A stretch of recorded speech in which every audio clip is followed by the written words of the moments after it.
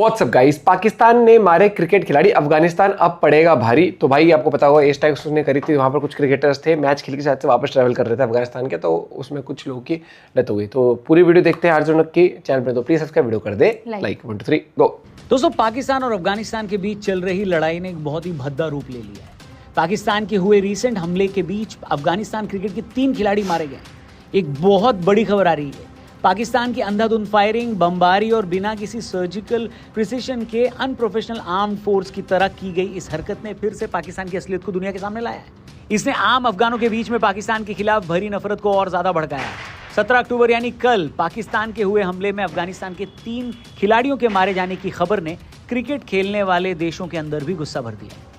So we have breaking news coming in amid the growing tensions between Pakistan and Afghanistan. 17 civilians, including 3 cricketers, have been killed and 16 others injured so far in Pakistani attack on Paktika, Afghanistan. Pakistan has carried out fresh strikes along the Afghanistan border. Sources have told India Today 8 club-level cricket players have been killed. Club level के cricketers थे ये। हमले में 4 cricketers बुरी तरह से जख्मी हैं। अफगानिस्तान क्रिकेट बोर्ड ने इस बात की पुष्टि कर दी है। अफगानिस्तान के पक्तिका में पाकिस्तान के हवाई हमले में इन खिलाड़ियों के साथ 5 अन्य अफगानी नागरिकों की भी मौत हुई। अफगानिस्तान क्रिकेट बोर्ड के ऑफिशियल एक्स अकाउंट से इस हमले की जानकारी देते हुए बताया गया कि उनके 3 यंग खिलाड़ी इस पाकिस्तानी एयर स्ट्राइक में मारे गए। ये खिलाड़ी एक फ्रेंडली मैच खेलकर लौट रहे थे जब उरुगुन जिले में उन पर हमला हुआ। अफगानिस्तान क्रिकेट बोर्ड ने इसे पाकिस्तानी शासन का कायराना हमला करार दिया है और इस हमले के बाद एक बड़ा डिसीजन लेते हुए अफगानिस्तान ने सिविलियंस पर, ये हमेशा पाकिस्तान सिविलियंस पर ही जाता है और कुछ है उनका नाम वापस खींच लिया है। दरअसल पिछले 1 हफ्ते से पाकिस्तान और अफगानिस्तान के बीच जंग के हालात बने हुए हैं।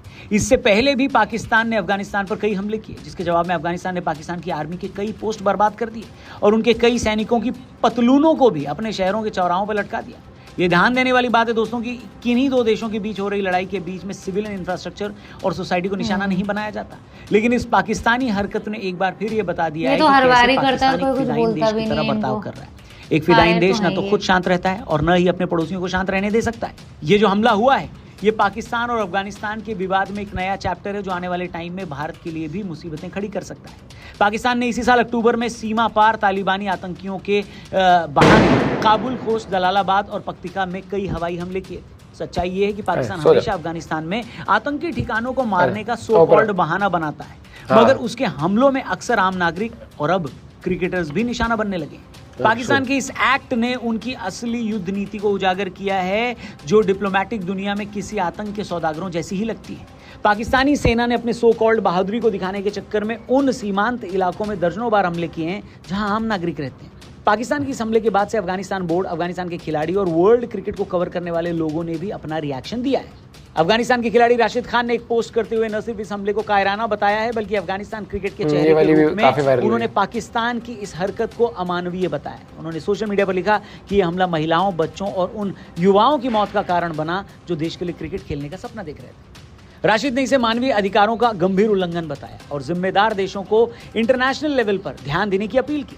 मोहम्मद नबी और गुलबदीन नैब जैसे अन्य अफगान खिलाड़ियों ने भी इस घटना की निंदा की है, शोक भी व्यक्त किया है। मगर सवाल ये है कि आखिर कब तक दुनिया एक अनसिविलाइज्ड और आतंकी देश को टॉलरेट करती रहेगी। इस देश ने हमेशा खुद को आतंकवाद से लड़ने वाला देश दिखाने की कोशिश की, लेकिन इस तरह के हमले हमेशा ही झूठ बोला है, पूरी दुनिया से फंडिंग ली है। यही नियम है कि सीमा पार हमले अगले देश की संप्रभुता का उल्लंघन है, पर पाकिस्तान ने बार बार इन वैश्विक मानकों, अंतर्राष्ट्रीय संधियों और मानवता के नियमों को दरकिनार किया है। ऐसे में सवाल यह है कि क्या पाकिस्तान को एक देश के रूप में कभी मान्यता भी मिलनी चाहिए? पाकिस्तान में सैन्य तानाशाही और अनस्टेबल डेमोक्रेटिक व्यवस्थाओं का इतिहास रहा है। यहाँ बार बार सेना द्वारा सत्ता पर कब्जा किया गया है, जिससे अक्सर पॉलिटिकल इंस्टीट्यूशंस की क्रेडिबिलिटी और जनमत का दमन हुआ है। पाकिस्तान के अस्तित्व में आने के बाद से उनकी कोई भी सरकार 5 साल का टर्म नहीं पूरा कर पाई। सोचिए, नहीं होता इनका, दिखावे की तो सरकार होती है इनकी, इलेक्टेड नहीं।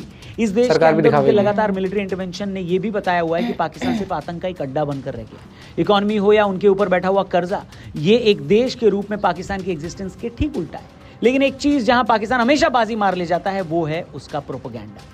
एक सच्चाई है दोस्तों कि खुद का ईमान बेचकर भी पाकिस्तान ने दुनिया में ऐसी छवि बनाई हुई है जैसे अगर वो ना होते तो दुनिया भी नहीं रहती। एक ऐसा देश जो हमेशा परमाणु हमेशा का, फिर भी दुनिया के मंचों पर उसे एक स्टेज मिलता है जहां से वो अपनी बात रखे। ऐसा क्यों होता है?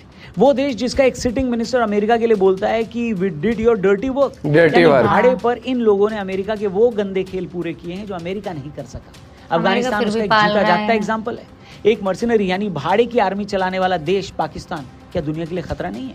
हमसे हर जंग हारने के बाद भी पाकिस्तान अपने लोगों को ये समझाने में कामयाब हो जाता है कि सारी जंग पाकिस्तान ने जीती।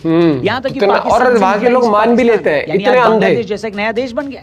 फिर भी पाकिस्तानियों ने अपने देश के लोगों को ये समझा दिया कि वो जंग भी आपा ही जीते थे। दोस्तों, किसी भी नशे से ज्यादा खतरनाक होता है कौमी अफीम का नशा, जो पूरी पाकिस्तान की आवाम को सुंघा दिया गया है। अब भारत के पड़ोस में 25 करोड़ आबादी वाला ऐसा देश जिसने शुरुआत से ही नफरत और गुर्बत के दिन देखे, जिनकी मानसिकता ही नफरत की बुनियाद पर टिकी है, क्या वो लोग कभी हमें चैन से जीने देंगे? रिसेंटली ऑस्ट्रेलियन खिलाड़ियों की भी एक वीडियो सामने आई है, जो बाद में ऑस्ट्रेलियन बोर्ड ने हटा ली, जिसमें उनके मेंस एंड विमेंस खिलाड़ियों ने पाकिस्तान से हाथ न मिलाने के लिए हमारा मजाक उड़ाया। उन खिलाड़ियों को जरा एक बार इस घटना को, इस हमले को जो अफगानिस्तान पे हुआ है, जरा एक बार आंख फाड़ कर देखो ना भाई लोग, कि क्या हम ऐसे देश के साथ किसी भी तरह का रिश्ता रखना चाहेंगे या पूरी दुनिया रखना चाहेगी? बिल्कुल नहीं। हाथ मिलाना दूर की बात है, जिस गली में ये बैठे हैं उधर मुंह करना भी किसी देश के लिए इंसल्ट की बात है। झंडे पर चांद और कटोरे में चंदा लेने के लिए दुनिया भर में अपने मुल्क को बेचने निकले ये फिदाइन लोगों से क्रिकेट तो छोड़ो, बात करने तक को भी कोई राजी किराए पे दे दें तो चाहे तो। प्रोपेगेंडा मशीनरी की वजह से ये लोग अपना झूठ बेच भी ले जाते हैं, और हम जैसे कई ऐसे देश हैं जो अपना सच भी नहीं बता पाते। पिछली वीडियो में हमने आपसे कहा था कि नंगे आदमी को आप और नंगा क्या ही कर लेंगे। शर्म वो चीज है ही नहीं जिसके लिए पाकिस्तान जी रहा है। शर्म बेचकर ही तो उन्होंने अपनी भूख मिटाई है। उनको आप सिर्फ भूख से मार सकते हैं, शर्म से नहीं। ये बड़ी अच्छी बात कही आप। इन सब के बीच भारत को सावधान रहने की जरूरत है। पाकिस्तान अगर खुद को मिटाने के ही रास्ते पर निकल चुका है तो हमको यह ध्यान देना होगा कि दुनिया की अगली लड़ाई हमारे पड़ोस में न हो। पाकिस्तान ने अपने यहाँ अमेरिकन और चाइनीज दोनों ही इंटरेस्ट को बनाए रखा है। अमेरिका की गोदी में बैठकर वो लोग जो खेल अफगानिस्तान में खेल रहे हैं उसे चीनियों ने भी काफी करीब से देखा है। बिलियन डॉलर्स की डील को वो अपनी आंखों के सामने डूबता हुआ देख रहा है। कौन? चाइना। कोई शक नहीं अगर पाकिस्तान में होने वाली इस हिंसा का एक हिस्सा चाइनीज भी हो। बाजार में खुद की बोली लगवाने के लिए खड़ा पाकिस्तान चाइनीज डिप्लोमेट्स और वहां की सरकार के लिए रेड कारपेट बिछाते हुए अपने यहाँ चाइनीज जासूसों को भी घुसाता रहता है। आज या आज से 10 साल बाद या उससे भी 10 साल बाद ये तय है कि पाकिस्तान के दोबारा टुकड़े होंगे। इस बार वो टुकड़े 2 नहीं, मल्टीपल भी हो सकते हैं। लेकिन उस ज्योग्राफिकल एरिया में अपनी मोनोपोली बनाने की जुगत में लगे ये देश मिडिल ईस्ट से हटकर कहीं इस जगह पर लड़ने ना आ जाए। बाकी भारत को भी ध्यान देना पड़ेगा कि अगर इन देशों की मिलिट्री पावर अफगानिस्तान या पाकिस्तान तक आई तो वो हमारे लिए ठीक नहीं होगा। इजराइल और हमास के बीच लड़ाई अब लगभग शांति पर है। रूस और यूक्रेन की लड़ाई पर भी अब ज्यादा बात नहीं होती। जानकार लोगों का कहना है कि यूक्रेन और रशिया की लड़ाई भी अब जल्दी खत्म होने वाली है। खैर, सुनते सुनते तो 3 साल हो गए भैया, लेकिन सब के बाद अब अफगानिस्तान, पाकिस्तान और भारत के बीच ही वो गर्मा गर्मी दिख रही है जो नेक्स्ट पोटेंशियल वॉर में तब्दील हो सकती है, ऐसा एक्सपर्ट्स बोल रहे हैं। लेकिन दोस्तों, हमारी सेना इन सब का सामना करने के लिए तैयार भी है और सक्षम भी है। पर दोस्तों, आज के दिन हम सब की दुआएं अफगानिस्तान के लोगों के साथ है। ये उनके लिए एक मुश्किल दौर है, लेकिन अफगानिस्तान ने इससे भी ज्यादा मुश्किल दौर देखे हुए। ये लोग इससे भी बाहर आ जाएंगे, यही हम सबकी प्रार्थना है। बाकी पाकिस्तान के इस कायराना हमले पर अगर आप पाकिस्तान को कुछ कहना चाहते हो, पीकेएम भी एनीथिंग, कमेंट बॉक्स खुला हुआ है, लिखना, चैनल को भी सब्सक्राइब। कायर वाली हरकत हमेशा रही है और हमेशा सिविलियंस को टारगेट करना यही चीज है। उन्हें तुम कितना ही साफ कर लो, निकाल के इतने भगोड़े हैं, जैसे ही इनकी पिटाई शुरू होती है सीधा सीज फायर के पीछे भगते हैं ये। पहले हमला करेंगे, हर चीज करेंगे, लेकिन जैसे ही पिटाई शुरू होती है, इंडिया का केस देख लेना है चाहे अफगानिस्तान का, सीज फायर इनके जुबान पर होता है। इनको पता है ना कि हम आर्मी तो दिखावे की है, हम है बिजनेसमैन, हम है भैया दुकान खोल के बैठे कि हाँ हमें अपना काम करना है और पैसे कमाने। तो ये इनको ये भी पता है। सबसे गिरे हुए लोग हैं यहाँ के, सबसे गिरा हुआ देश है, सबसे गिरा हुआ देश। मतभेद 36 हो सकते हैं, डिप्लोमेटिक तरीके से चीजें सुलझाई जा सकती है। आपको लगता है कि वहां से घुसपैठ होती है, अगर वहां के लोग इधर आते भी हैं, अपनी बॉर्डर सिक्योरिटी टाइट करो, 36 चीज करो। अगर तुम्हें ये तुम्हारे तो नंबर 1 आर्मी है, ये नहीं हो रहा इनसे कुछ नहीं हो रहा, दिखावा हो रहा है। और सबसे बड़ी बात ये आ जाती है कि आम जनता परेशान होती है। अब अफगानिस्तान में आप देखो क्रिकेटर से क्या गलती थी उनकी, वो हो या सिविलियंस हो, रह रहे हो, इनका हमेशा रहे। इंडिया वाले मामले में भी देखा गया था, इन्होंने टारगेट जो मिसाइल्स करी थी, पहले तो पहलगाम वाला, लेकिन उसके बाद भी जब इन्होंने फिर जो ट्राई करी सारी सिविलियन एरियाज में, और ये बताया था गोल्डन टेम्पल भी इनके उस पर रडार पे आ चुका था। पता ना किस मानसिकता के लोग हैं। वो तो बहुत जब इन्होंने वहां के मस्जिद ही वो कर दिए, करे हैं, मानसिकता के टारगेट किया है। तो ये किसी के, ये अपने भगवान के भी सगे नहीं है, ये इतने गिरे हुए हैं। आप अपना पॉइंट भी शेयर कर सकते हो। Bye bye, take care.